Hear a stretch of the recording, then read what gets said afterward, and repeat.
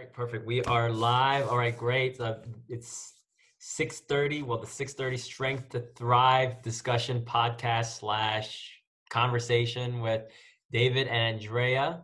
Strength to Thrive, where we're looking at various issues and talking topics of what's going on in our minds, what's going on in the minds of our clients to help them look, move, and feel better using mindfulness, awareness, Reiki, meditation, fitness, nutrition, and health. Basically, essentially, we're trying to help our clients live optimized lives by being more present and being more optimized. You know what? I've been thinking about this a lot, and I've known it. I've been teaching it and I've been studying it. But yesterday, and I want to share this with you because it really brought things back to. It really brought me to the moments that I realized these have been the moments that I have been training for all these years.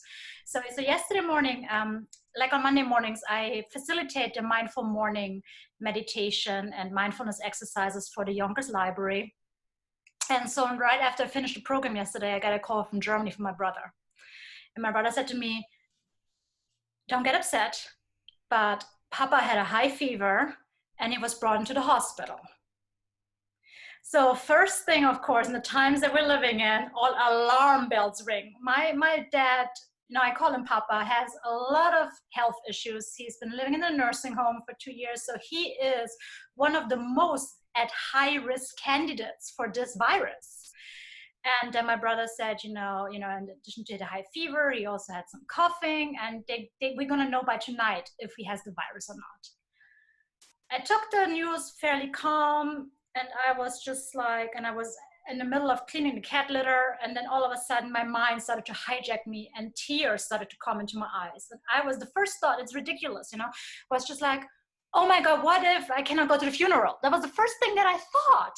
And I'm just like, hold on, we don't even know what we're dealing with here. Just keep doing what you're doing, what's right in front of you, which was scooping the cat litter and putting that back. And then I just realized, breathe, take a breath, calm down, and just assess, what do you know? What's going on? Do you need to worry right now?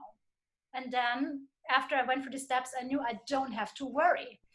And I really, okay, what can I do to keep myself bringing back to this reminder not to worry and not go into the spiral of energies that what if and what ifs and just go completely crazy and deplete my energy totally for the rest of the day. The mind is very sneaky, because you think you have it one moment and you find yourself in safety, and all of a sudden it hits you again. It's very cunning. And so I had to be like hyper vigilant yesterday. But I did it, and I stayed calm. I wasn't upset. I didn't cry. I didn't fret. I slept fairly well, actually. I didn't get the news yesterday, and then I got the news this morning, he doesn't have the virus.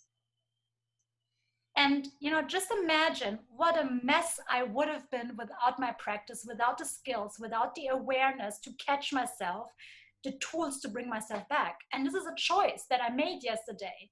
And I'm so grateful that I did. And I had to keep returning to that choice. In terms of like proportions of ratio, or in terms of your experience working with people, how difficult do you think people find it to actually feel in control of their choices and their decisions? Oh, the majority is struggling. It's struggling. And I think now even more so, because we live in this time of fear, and there's this fear, we are in the super fear, even if we are, controlling our media and our social media intake, but it's just the times and the uncertainty that we're living in. And then just like now, everybody walking around with masks outside, you're afraid of touching surfaces, now that the virus is, it's like we're battling this invisible enemy. And it causes a lot of anxiety. And when we are in this constant stress response, when we are in this constant fight or flight response, because this is what we are in now, right now, everybody is in extreme survival. Every decision that we make, everything that we need to do, every trip to the grocery store is a survival move.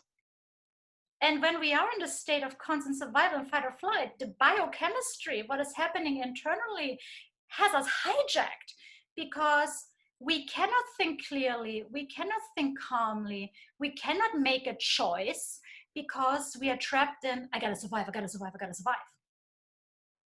know what virus I find more contagious than a virus itself actually is the fear virus. Yeah. And Yeah. this is why I was thinking, and this is why it's so, we have to be so vigilant. We are fed this fear. This fear is in every particle that we're breathing in.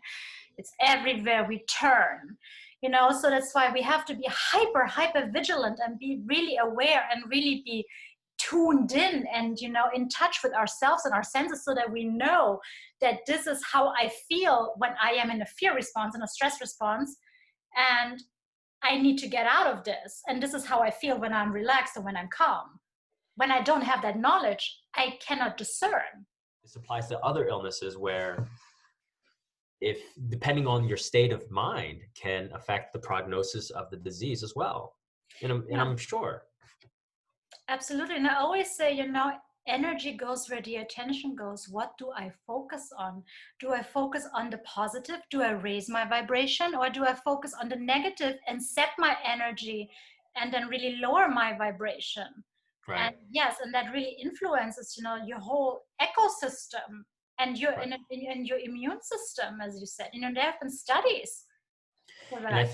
And I think this is where you and I are trying to bridge the gap, where I look at things more from a physiological standpoint. What can my clients do in terms of exercise, in terms of managing their stress, in terms of what to eat to improve, in this case, their emotional mental health.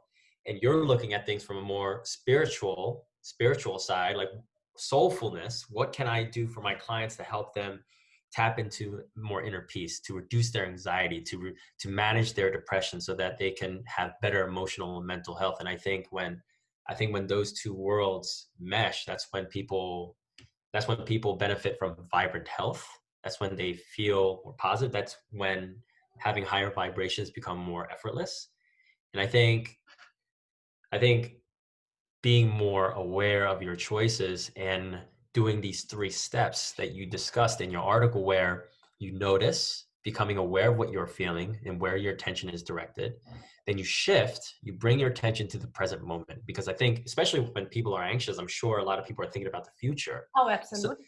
Right? If somebody's sick, they're going to think about, well, what's going to happen to my family? What's going to happen to this, or what's going to happen to that, right? Then what you want, if you're physically capable of doing so, move your body, right? Shake things off for 90 seconds if you can, if you're physically able to do it. And then number 3, smile for 20 seconds. So you can rewire. This is the 3rd step. You enjoy the positive emotion of joy, gratefulness, and love for 15 to 30 seconds, right? And this is scientific. If there's that saying, fake it till you make it.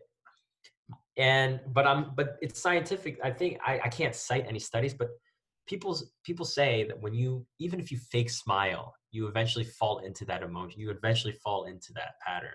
Absolutely. That's why it takes 20 seconds. There have been studies, it only takes 20 seconds to change your mind, to change your energy, to shift your emotion. When you feel really crappy, and then you smile for 20 seconds, you cannot feel crappy anymore. Right. Because, the brain cocktails, the neural cocktails, they just start, doing their job. And it's so simple, but, we have to know it, and we have to be aware of it, and it may feel very silly in the beginning, but it is really so easy, when you think about it. If you want to shift something, 90 seconds is not a lot of time, Right. just move around, do things, just redirect things.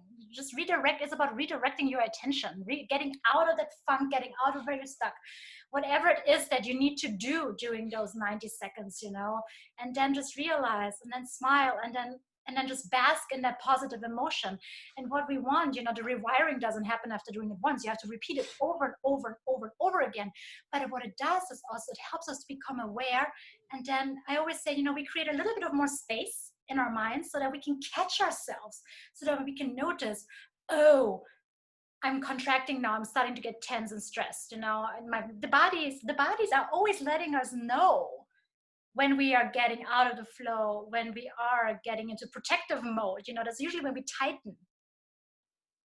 Willingness is one thing, and it's great when you're willing, but if you are not ready, then it's such a hard struggle. Yeah. And what about this situation? How would placing more importance on our immediate decision making help us with our current situation where, you know, we are self-quarantined, and like you said in the beginning of this talk, where anxiety is so much higher, and it almost feels as if, you know, what's the point, right? You know, that's the thing. That is you know what it all comes down to? We talk about this a lot too, David. Discipline. Yeah. It comes down to discipline. How disciplined are we? It's okay if I want to be in my pajamas for one day, all day long. If I do this for a week, the whole month now, not so good, maybe. Yeah, exactly. Battle. Here's the battle. It all comes down, not a spiritual question here. It all comes down to self-worth and self-love. Yeah. How Yeah. much do I care for myself, about myself?